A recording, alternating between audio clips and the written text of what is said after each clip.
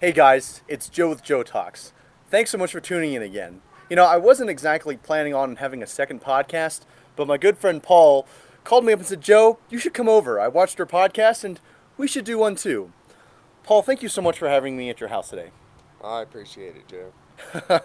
It's not very often that we get to come out and enjoy this nice, beautiful Colorado Springs weather, but dang it, I'm really appreciative that you would invite me. So, why don't you take a couple seconds and introduce yourself to our viewers? So my name's Paul Smith. I'm the senior HR consultant at SpringsHR. We usually help out businesses with less than 50 employees for all of their compliance, HRS, human capital, compensation, you name it, needs, and we're here to help you. Fantastic. So, Paul, why did you call me over today? What exactly did you want to talk about? I know that we had planned out some things to discuss, but what's on your mind tonight? Well, specifically, I was recently at the SHRM National Conference, and a lot of people asked me, how is Colorado dealing with marijuana laws? I'm sorry. Before you go, what is SHRM? I'm sorry. Oh, good point. It's called the Society for Human Resources Management. Okay. You can literally find a chapter in every single state that you operate in. Okay. And of course, there's a national organization as well. Okay. Fantastic. I didn't mean to interrupt you. I just wanted to No, ensure you're that we fine. all we're on the same page. I know you're a military man, so you love your acronyms. Um, but yeah, while I was at the SHRM conference, a lot of people were asking me, well, how does Colorado deal with the new marijuana laws and state specifically um, surrounding unemployment, employment, so on and so forth. hmm And I specifically told them in a meeting that we're treating a lot like alcohol policies that most organizations have. And of course, if you're private, it's a lot easier. But um, if you show up to work intoxicated in any manner, those same policies people adhere to. hmm Okay, that's interesting. So before we dive into that, tell me why did you get into HR? What about HR fascinates you? I mean, I've known you for a long time. We met at university, and you were a signals guy in the army. Is that correct? Yeah, it's signal guys in the army. Very technical in nature. Okay. But what I love about people is the fact that the good and bad side of people, it doesn't matter. Okay. Um, there's two main problems, either a communication issue or a process issue. I see. And if you can solve one of those two issues, most of the time you have a happy employee. That makes a lot of sense. That makes a lot of sense. So, going back to what you were talking about the SHRM conference, right? A lot of people are asking, how is marijuana being approached and treated? You've been in the military. I've been in the military. I'm a government contractor. Is it now? How does Colorado as a state deal with it? Because correct me if I'm wrong, marijuana is technically still federally illegal, isn't it? It is very legal on the state level. But federally speaking, if you work for a contractor, if you work for federal agencies in general, if you work for a multi state agency, the fact of the matter is you still adhere to those laws. Sure. The only reason that most employers adhere to those laws to this day is that they're still federally illegal. hmm So if you can't pass a basic drug test, hmm it's not necessarily because the employer doesn't want to let you smoke your daily dose of medically needed marijuana. hmm It's because in order to maintain their security clearance and their facility clearance, they can't hire you. So you've mentioned a couple times now, some employers still follow these laws from a federal perspective because it is required for their FCL, their facility clearance levels. Maybe it's the employer, the employee needs to maintain some sort of security clearance. Um, how would you? At what point will a company make the differentiation between, well, we would like our employees to be the best that they can be, but in the same regard, where's the line drawn between Mm. a company that says, well, we're okay with the state law of it being okay, but we're not okay with other people doing? Does that kind of make sense? For example, a dispensary obviously probably might not have as stringent a requirement as defense contractors. I believe that regardless of the company you work for, they're going to have various safety regulations in place. Hmm. You just have to be cognizant of whether or not you're drinking alcohol, for instance, Hmm. or you're smoking marijuana. Hmm. If you're a new user to marijuana, generally speaking, I'm not a medical review officer or anything, but it doesn't leave your system for 30 plus days. Sure.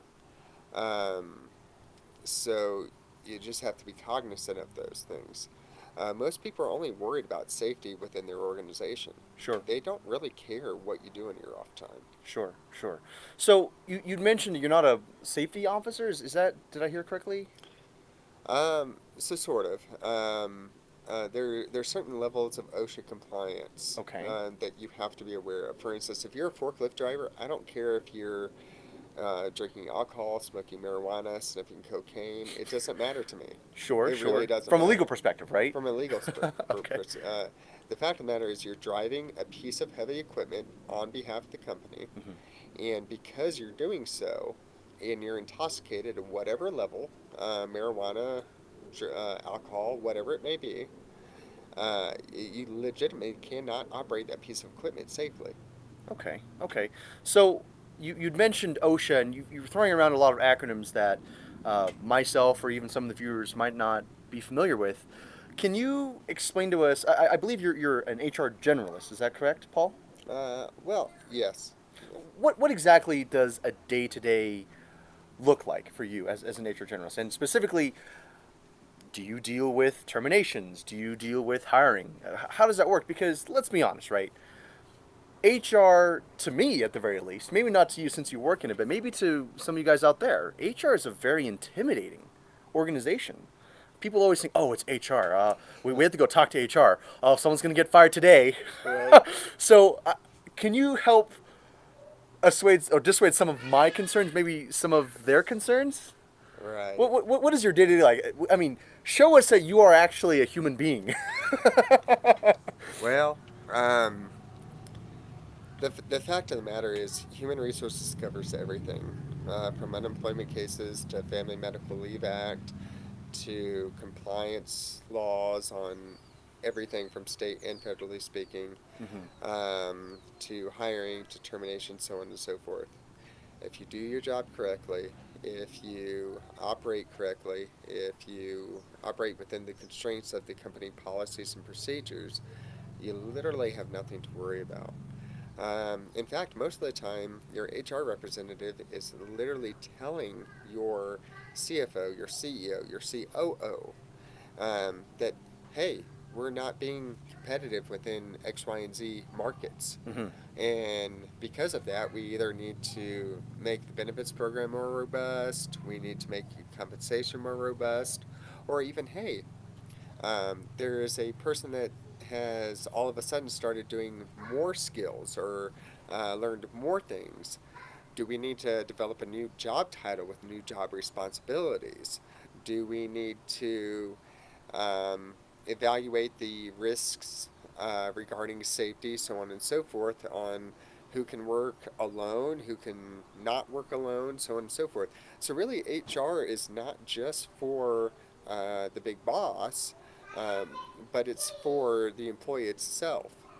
Because why most people believe that, oh, my HR representative's being paid by X, Y, and Z company.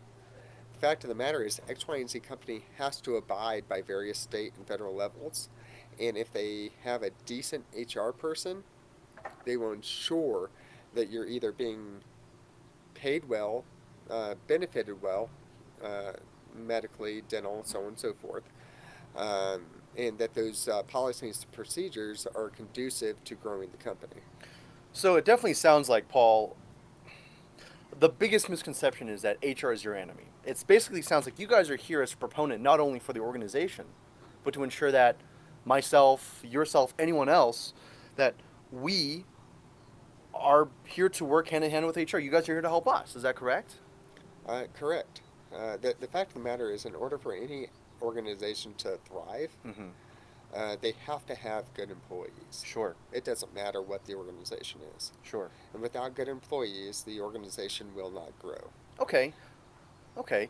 So, speaking of good employees and growth in the organization, what would you say are your top three best recommendations or pieces of advice that you would give to our viewers in terms of what not to do and what to do once you've been onboarded into organization? No, that narrows it down once you've been onboarded. The fact of the matter is, if you show up on time every day, the fact of the matter is, everyone has a child issue, a car issue, a unplanned whatever it may be. The fact that at the end of the day, it just doesn't happen 4, 5, 6, 7 times in a month. Sure. Once that trend starts, it's HR's responsibility on behalf of the company and yourself, to be honest, um, to either write you a performance improvement plan, a corrective action in the form of written warnings, verbal warnings, whatever it may be, performance improvement plans, Tips. to not only let you know, The employer, yes? Or the employee? the employee, Understood. what the undesirable action is, Mm-hmm.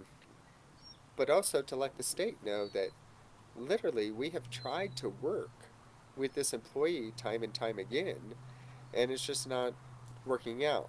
So my best piece of advice is show up to your job on time, Okay. do your job within your scope, Within your scope, okay. but on top of that, Okay. there is this underlying point in most job descriptions that say other duties as defined. Sure, sure, sure, sure. So don't take those as being taken advantage of. If you take on more job responsibilities, you will be valued more. Mm-hmm. Now, it may not be today, it may not be next week, it may not be next month, it may not even be next year, depending on the type of environment you're in. Sure. But people notice. Mm-hmm. If you're a low level retail associate, and I pardon the low level speech, the fact of the matter is you're outshining your other fellow retail associates. Sure. Sure. That makes a lot of sense. My takeaway based off of what you just said, Paul, is that in every single job, there's always going to be a parameter, a wall around what you're being asked to do. And it is effectively on you, on me, the employee, to be able to say to myself, look, I'm either complacent doing X, Y, and Z within my scope. But in the same regard, if I can do not just X, Y, Z, but do it really well and volunteer and do, okay, well, maybe I can help out this other team, maybe an A, B, and C.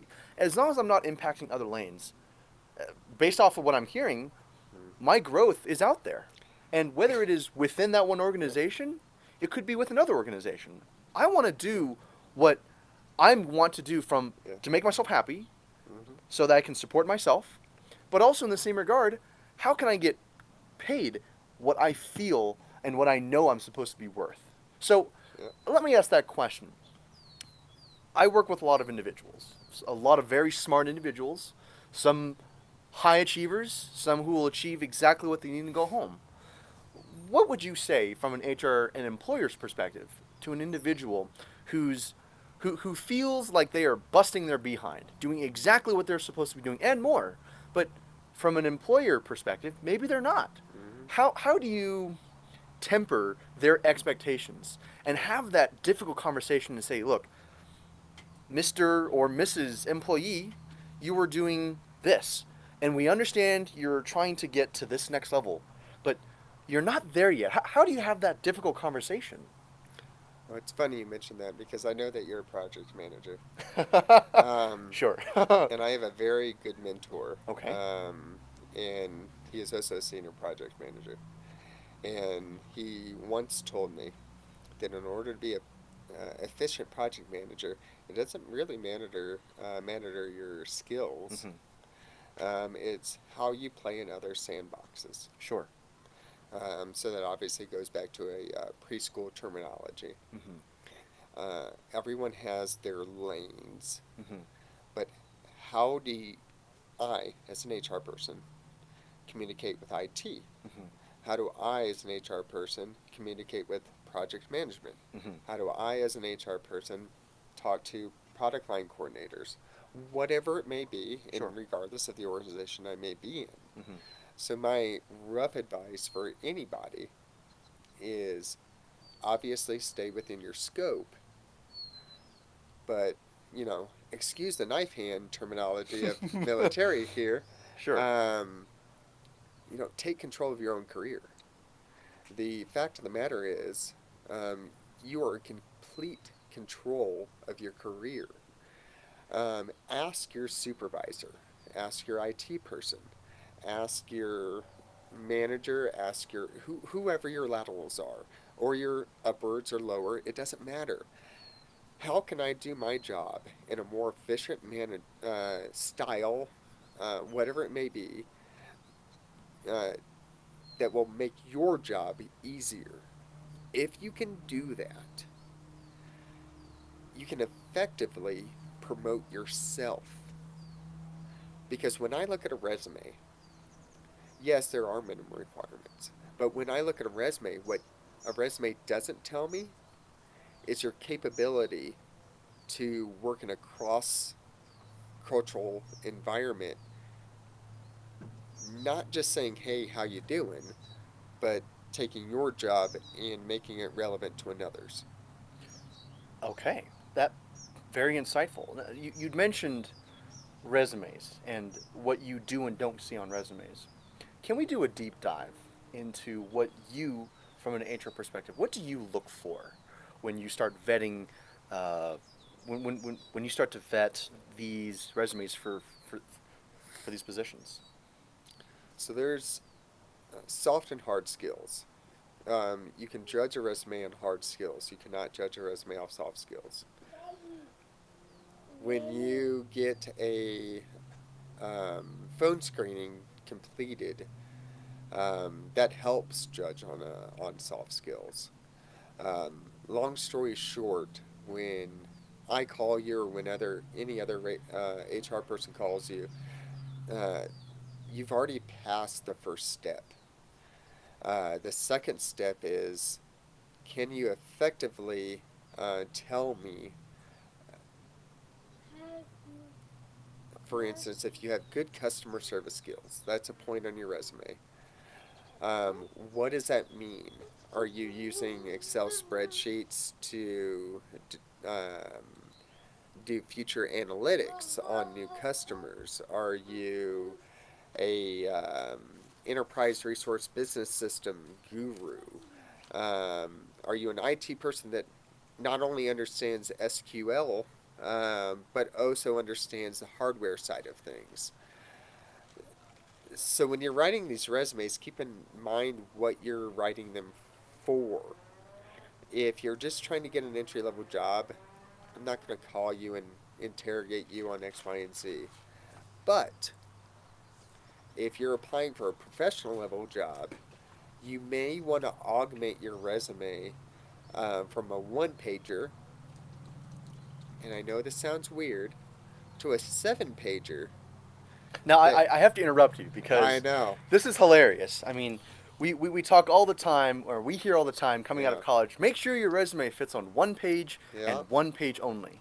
So now, you're telling me, and you're telling all of us, from a nature perspective, it is okay to have a multi page resume? The fact of the matter is, when you apply to any job, any, you have to tailor that resume to the job that you're applying for. Okay. Okay. Period. So when you see that job description and it says what type of SQL knowledge do you have or what type of project management experience do you have, we both know as various project managers that manufacturing project management, IT project management, retail project management are three completely different Mm-hmm. things. Sure, sure, sure. So if you don't tell me how those are different, why should I call you? That's a fair point. Do you feel that sometimes people limit themselves to their own detriment on their resumes? Yeah, the fact of the matter is when I list minimum qualifications, I really do mean it, But if you can prove to me that those minimum qualifications are quote unquote bullshit, um, Okay. then you might actually get a call. And how you prove that they're quote unquote bullshit is that you can list legitimate reasons as to what you did that applies to that job. Okay. Now, I'm not saying that all HR people are like me, Mm-hmm. because I do highly value soft skills.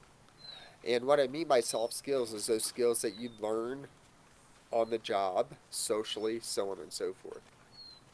That makes sense. That makes sense.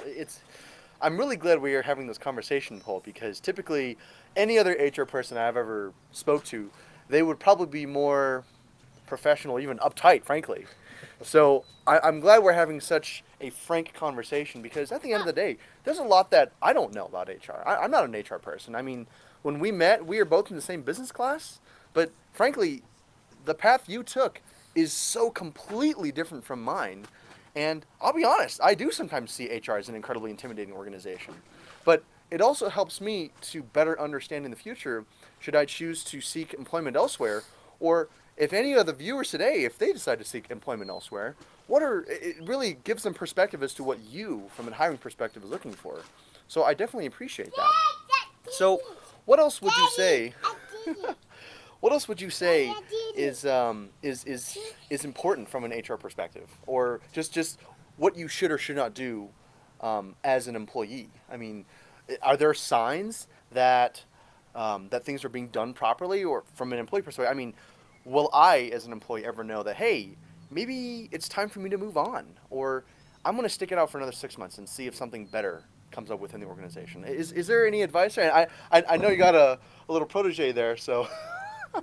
Well, my little protege would tell you, at least when he gets older, is the fact that you want to align your objectives with um, what you want for your future. Okay. And And what does that mean exactly? Can you offer an example of that? right. So specifically, what organization are you with? Meaning, is it a high growth organization? Is it stagnant? Is it failing? Most retail associations, for instance, are failing because of Amazon, so on and so forth. The big online retailers, right? Right. Right. Most wireless telecom industry are booming. There is no external country or so on and so forth that can come in and do radio installations, so on and so forth, until the infrastructure is put into place. Right. Um, and if you're part of something like that, whatever it may be, a high growth organization, specifically speaking, I don't care if you're getting paid $12 an hour right now. The fact of the matter is, it's only going to grow more. Sure. So when you're in that type of an organization, and let's say that you're quote unquote low skilled, you're just a day laborer, or you're just an assembler, or you're just a warehouse inventory person. The fact of the matter is, you're not just an inventory person, you're not just an assembler. You have the capability of learning the quality standards, learning how to read blueprints, learning how to operate the enterprise resource system that tracks your inventory, your received goods, so on and so forth. And what you may not realize is that finance and accounting directly looks to those systems and those users. And if those folks know that you know how to use them, Mm-hmm. you're going to get highlighted really quick and really fast. Okay. Well, let's use this as a good segue then. It definitely sounds like that in order for anyone to expand within their job and everything, just continue to move up the ranks, if you will. 1, arrive on time. Oh, yeah. 2, do your job and do it well. 3, maybe even expand out and accomplish the tasks that are not only within your scope, but that might help adjacent teams as well.